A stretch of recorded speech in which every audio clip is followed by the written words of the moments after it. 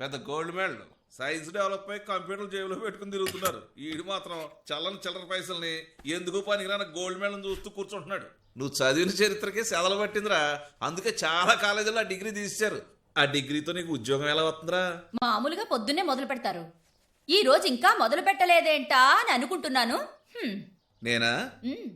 పవిత్ర, ఏనన్నా మన దేశానికి స్వతంత్రం ఎప్పుడు వచ్చిందమ్మా? అసలు ఇప్పుడు ఎందుకు నాన్న మీకు ఆ పనికిరాని విషయాలన్నీ? చూసావా, నా కూతురుకు పనికిరాని విషయం నీ కొడుకు 3 ఏళ్ళు చదివారని గొప్పలు చెప్పు తిరుగుతున్నాడు. వెళ్ళేలా ఆగండి. పవిత్ర ఇట్రా. ఎందుకురా? రా ఇటు.